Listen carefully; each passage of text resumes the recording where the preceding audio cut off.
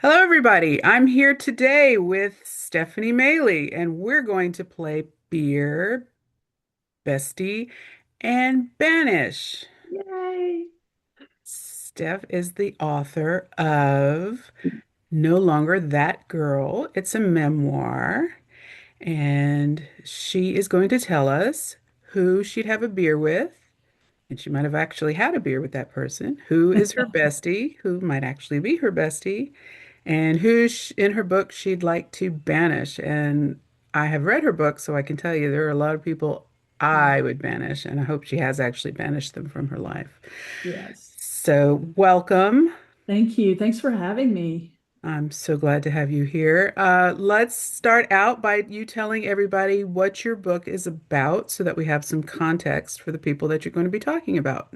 Yes, it'll make sense that we have a lot of banished people in my book because my book is about being sexually abused and when I was in second grade and then being groomed by two men when I was in my teenage years. And about my present, which is incredible, and how I have a wonderful life. And so the book talks about going from those difficult times to today and what I did to get where I am today, to have this incredible life. The transformation is truly incredible. Yeah, it is. It's a lot of work. It's been a lot of work, but it's worth it. All right, so let's see if we can pick two people we actually like out of that mess. Who would you have a beer with? I think in my book, it's someone I haven't seen for years. And that's why I'd like to have a beer with Moon is her name in my story. She and her mother moved in with my mother and I, and my brother was there some of the time after my parents divorced. And in a short story, her mother brought so much life into our home where my mom had been depressed, but then she had an accident and became a quadriplegic.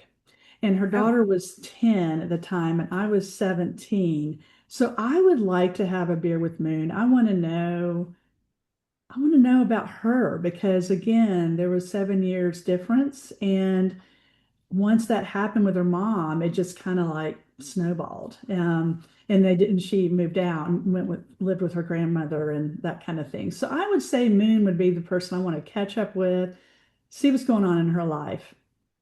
do you know where she is now? She is in Chattanooga. I have reached out and I don't know. That's another reason I want to have a beer because she hasn't reached back out. And so I'm curious Mhm. about what she might be upset with me about. Again, I was a teenager, and it was a lot that happened when she broke her neck and her mom broke her neck. And so I haven't gotten the response back from her. So that's why I'd like to have a beer. Yeah. I'd like to join you if you don't Yeah. mind. It'd be interesting. I would Or at least welcome you.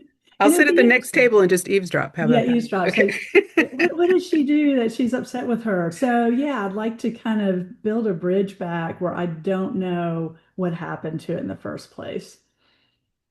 Good answer. Okay. Yeah, thank you. And who would be your bestie? Well, and even in my book, you could tell she was very supportive. Her name's Mary in the book. Again, I've changed names, and we played softball together started just before high school and outside of the school system. We were on in teams and we were on the same team. And she was always there for me in a really sweet way. And we're still friends. We just don't, she still lives in Chattanooga, which is where my book took place most of the time. There was Las Vegas and Sewanee, but mostly Chattanooga. And she's had five kids Oof. and she has like I don't know how many grandchildren now, and that's what she does. And so, but back when we were growing up, like we played sports together. We spoke the sport language. All of her kids and grandkids are athletic, so they're just so busy with all of that. But she's definitely the bestie, and we are still friends. And she came to the our book launch, our book event in Chattanooga.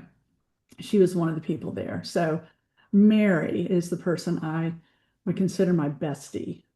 Awesome. And I don't know if you can narrow it down, I don't either. but Do I who get more would you than one? banish? Do I get more than one? I mean, there's such a long line. I think, though, the biggest one I would want to banish would be Andy. He was an Episcopal seminarian. He's one of the men who groomed me. And everybody treated him like he was just this wonderful person. And it was so confusing for me. Even his wife was present. And I spent like a week or so with he and his wife. They lived up in Sewanee, Tennessee, where the School of Theology was. And so I spent a week up there with them. And so she had to witness the inappropriateness of his behavior with me.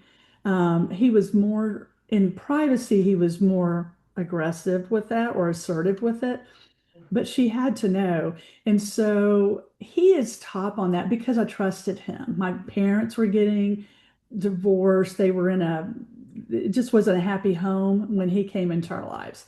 And so he took full advantage of me wanting attention, because again, I felt kind of alone during that time, and he took advantage of it. And he's not the only one, but Mhm. it was more confusing in a way for me because of him being treated so like everybody knew our relationship as far as close, and there was a lot of expectations that, when he graduated, that I would be at his graduation, and when he was ordained into the priesthood, that I would be flown to Mississippi where that was. To have said no to that would have caused a lot of red flags.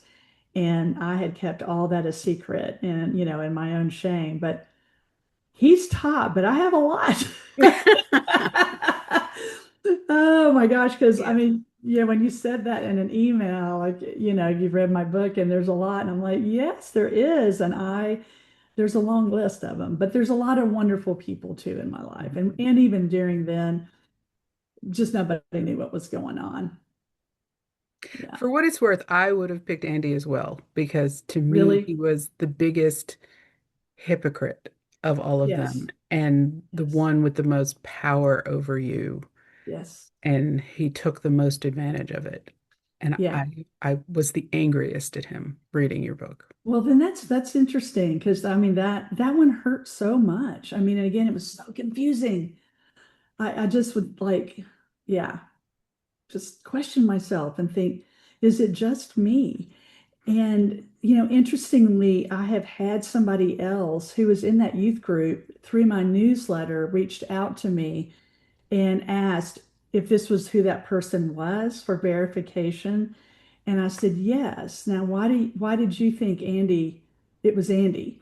And she said, because one time he had kissed me, and our church was a large church in Chattanooga.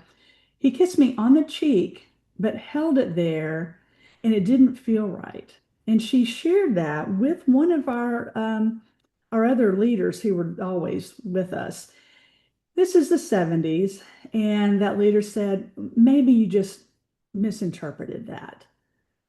But what I found fascinating was that she had kept up with where he is all those years and said, no, I really just wasn't molested. I said, no, really, you were molested. The fact that A, it bothered you, and B, he was a person in authority doing something that you didn't agree to. And the fact that you have kept an eye on him all these years, that you were molested. It's Mhm. more and more is coming out about that. It's not just necessarily rape. I mean, that's horrible, but it's all these other untoward actions Mhm. that you didn't ask for and you weren't comfortable with. He has died, so we're all good. He's not here So he anymore. has been banished. He has been. Yes, he has.